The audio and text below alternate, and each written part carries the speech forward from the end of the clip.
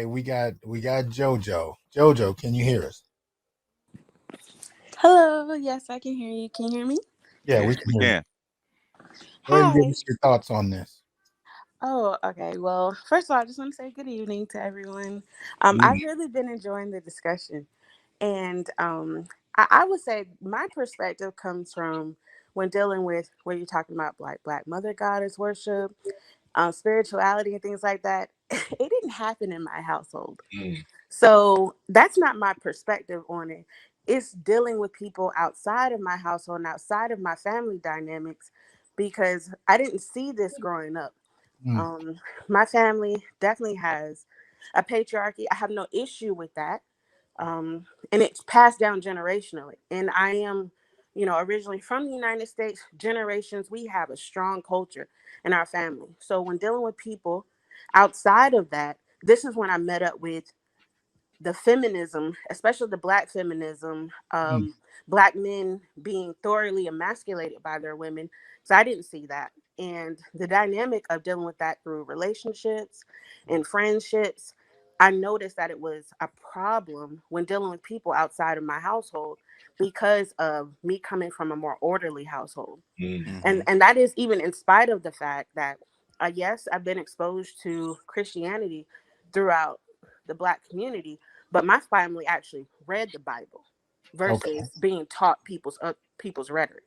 So Okay. that was also an issue because Yep. what you'll find is that most Black people do not read the Bible, or That's they true. only take verses. They don't Mm-hmm. actually know, because if Black women read the Bible, and this is what I even learned in the church as a younger girl, is that if Black women were really into the Bible, they would know that none of them are living next to the Bible, because the Bible has a very specified way for how women should conduct themselves. Hmm. Not to say it doesn't for men. So Hmm. when you actually follow that, and these women who believe that they're Proverbs 31 women, none of them are living next to that. Probably, like, if anything, maybe 0.5% of the Black community's population, at least in the United States. Mm, So when you're looking at that and you see that today versus like the time you said the big huge transition that the Black community had, where we went from having the highest rates of marriage in the United States, which is so difficult for Black people to believe, and you're talking about mhm, in the early 1960s, to now you're having the highest rates of single motherhood. You're looking at a community that has even transitioned how they even show up. They're no mm, longer not having the kids as 16 as single mothers. You're seeing women who are in their 30s, mid 30s, and early 40s being single mothers and being very proud to be. Mm. And it's very interesting to see that, because if you went to college at HBCU, you see that transition in their brains, that it's not even the whole freezing the eggs things. Black women have been so indoctrinated with hurting their community by hating their men. They mm. don't see that the feminism they practice and the misandry that they're practicing is nothing like what white women are practicing. Right. White women protect their community by being feminists, because it's another outreach of them holding on to their supremacy as a group. Notice how I didn't say white supremacy, Mm, because unlike every other group on the planet that practices supremacy, which every group does, because every group of people is supposed to be tribalistic. Black people in the United States, and the people who even come to the United States who so-called want to be African American and Black at the time, they don't even want to practice tribalism like they would have in their countries. So it doesn't make any sense. These other groups of people understand that regardless of my issue with my men, this is still not inclusive. Black women want to be inclusive to their gender, to their sexuality, and to their quote unquote race.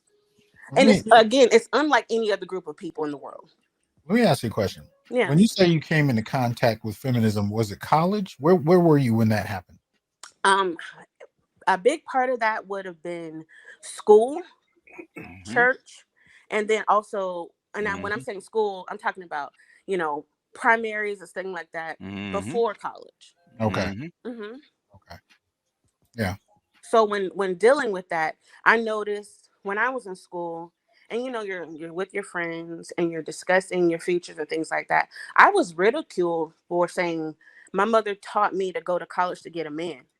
But when I Mm-hmm. was in like primary school, middle school, high school, Mm-hmm. the white women I knew, the Asian women I knew, the Yep. girls at the time, when I would go to their homes and listen to their families, because my father always taught me children are to be seen and not heard. And people think that that is a rude thing.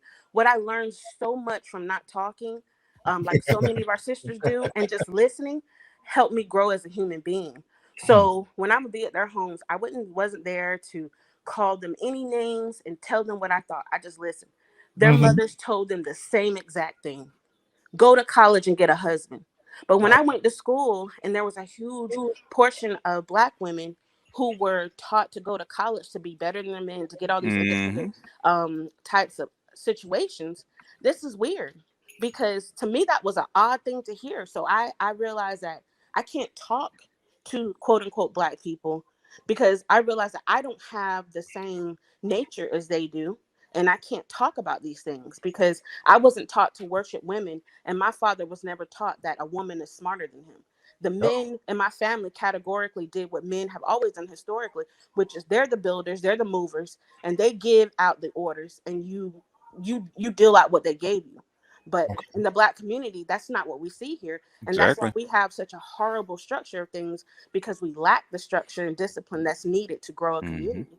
Mhm. So when you're looking at this type of thing, and you're seeing that, I might have some 40-year-old Black friends or associates, if you will, and you're talking to them about men, and they'll be like, oh, okay, this is mid-40s Black women who are single mothers saying, oh, what's his astrological sign, what's his moon sign. You're like, my God, you're 44 and you're asking me about a man's astro sign. Mhm. I mean, it's categorically ridiculous. You're like, wait, how is this a conversation?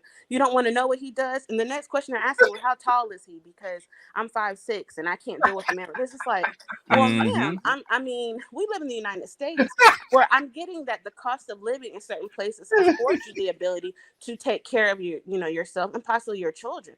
But is that the life you want to live? Is subject to the point that you can just barely afford something, or would you rather understand that there was something to growing up in structures of people who, don't get me wrong, there were housewives in our family, but a lot of women still worked. And a lot of Black people like completely misstep in history, that a lot of our men went off to war and came back with children. And those men still took care of those children. So while we Mhm. want to sit here and talk about how we got the Rolling Stone granddaddy, what about your Rolling Stone grandfather that he still, I mean, grandmothers that your grandfather stood beside? He knew that child wasn't his. But there was something about keeping a structure to family, that you understood what happened. He knew he went off the war, and it's a possibility that he could have died. But we completely misstepped that there was about 3 or 4 wars in from the 1900s only. And it's like we just was like, oh, that was his baby. She just had him for 10 months longer than normal. Like, come on. We have one of the most insane histories of a group of people of what we accept. And I love how Oh my when I'm goodness. talking to anybody, especially Black women that are under 27, they always want to give you this history of like, who did you learn this from? Because you only know Black women in your family, right? Like everybody in their families are Black women. Like there's never a man. There's always Yeah, oh, and that's I got true. a little brother named Tommy that I hate because my mama Mhm. gave him more attention. But they don't Mhm. understand your mother disabled, not coddled, but she disabled this man. Yep. Because you're talking about, I'm hearing the guys come up and talking about the people in the South. I live in the South, and I didn't. I saw this, but I especially saw it in poorer households. Middle Mm. income to higher, we act like there's no classism, but middle income to higher, I didn't see it as much. So in the poorer or lower income families, yes, I saw this. The Black men were emasculated to the bone marrow, and they were taught to be disabled in so many ways. And they were taught that if you weren't like your sisters and got into education, like you guys were talking about earlier, and they didn't teach them to have hands-on skills. The men that I know who in my same class or higher, they were taught to have skills in different ways, not just to go to college. Because why would you want to exclude someone's future by saying, well, you need to have a degree because I have a degree. You need to make 45,000 because I make 45,000. You need to have a home because I have a home. Only in the Black community do we create bills, and we create obstructions and obstacles to having a better future. And I just wanted to give my thought on that, because it's the craziest thing I've ever seen. It's like, okay, if it call me not Black, I'm okay, because I don't believe in the term anyway. And I'm like, we're the only group of people who doesn't practice tribalism a la racism in the United States. I think it's the funniest thing that the only ones trying to be inclusive while everybody else is being exclusive. We'll talk about voting, but Asians barely vote. We'll talk about these things and say, well, we need help. Why? No one else is asking for this. Why don't you want to be exclusive with your resources, exclusive with your talent, exclusive to these things, so that way you can build in, you can take from the inward and build out. And I would just say that one of the last things I want to say is that we are not practicing culture the way that culture is set. One of the biggest tenets of success is the way that you practice culture, family, and community. And those are interchangeable in family and community. And we're not doing that when we're always set upon and put upon with this. There needs to be this gender war situation where the other side has had from the 70s on to 2022 to be at the head of this gender war, but the community hasn't grown from it. So at this point, I would really love Black men to stop giving penis access to these women. When you see that their behavior is not what you expect it to be, and Not you're go- taking disrespect, like the things that I've heard out of women's mouths to Black Mhm. men, I'm trying to figure out, like in my household, the thought process of saying something to a Black man like that, or just any man, is insane. That's Because I was training. taught it's That, how that, to that, act that's outside, right? training. That But is actually training. That's correct, but training. correct, but the way that Black women act, I would be scared for my life to act like that to men who I'm calling the Mhm. biggest predators, using the R word, abusers. But you don't seem to be scared because you're always willing to fight them. And I Yeah, can't that's true. believe Black women, especially because I'm not talking about the other groups right now, but I can't believe Black women talking about their men doing things when you guys seem to be the most violent, because you don't seem afraid of the men that you're calling the most violent. You don't seem afraid to be the men you're calling the biggest abusers when you're always fighting them. You're always wanting to key their cars, punch their tires, hurt their children, drown their kids, take their kids away from them. White men show that they are willing to put a Scott Peterson out here and kill a few women to keep their women in check. But Black men are Whoa. not that strong. And I'm not suggesting for a moment that it should be like that. I'm suggesting that white women still have more fear of their men than Black women do. But Black women are the most racist. They are the most subject to wanting to give out classism. Even when a Black woman is working at the drive-thru at Burger King, she will talk crap about a Black man who is a CEO of a Fortune 500 company and say that she's better than him. And our Black men are like, well, you know, my mama is Black. You're like, oh my goodness. Of course. And her father is Black, because these other groups of men, other than, you know, putting their semen on top of your mom's face, he didn't want her as a wife. So of course your father's Black too. So I just wanted to say that because I really wish our men, like, stop giving access to them. When you see the behavior is not up to par, let them rot and let them cry Yeah, about it. But yes, don't give them YSBN, access baby. to you. That is That's right. disrespectful. And until we get back a community with more shame and stop allowing the disrespect, we will Hmm. not be able to move in forward at all.